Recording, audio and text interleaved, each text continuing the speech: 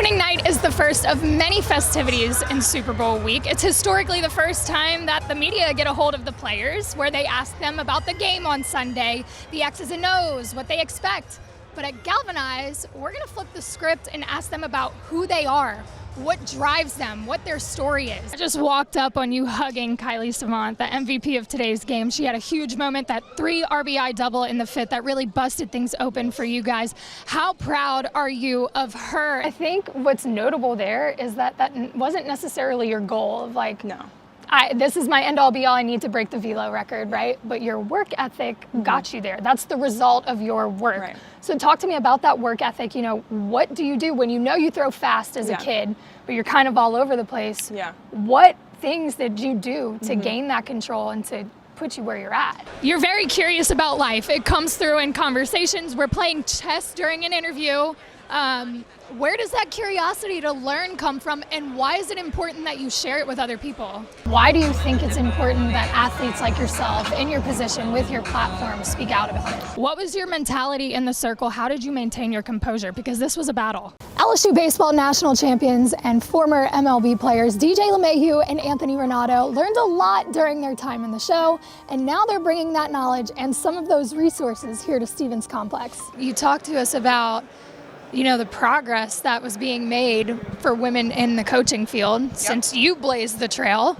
But I want to check in on where that progress is now and if you think we're still moving forward. If it wasn't for him, I would have made it as nowhere near where I'm at now today. Have you ever told him that?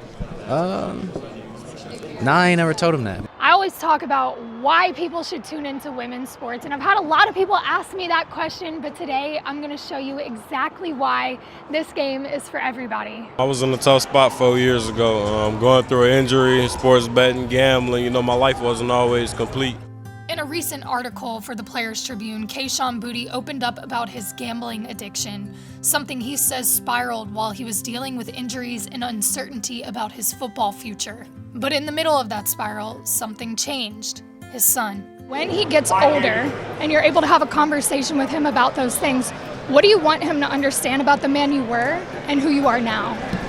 I think I would want them to know, you kind of want to explain to your kids how you grew up, your lifestyle, the things you went through. And then I think just the lessons he can learn from it, It's not like gambling never's going to go anywhere.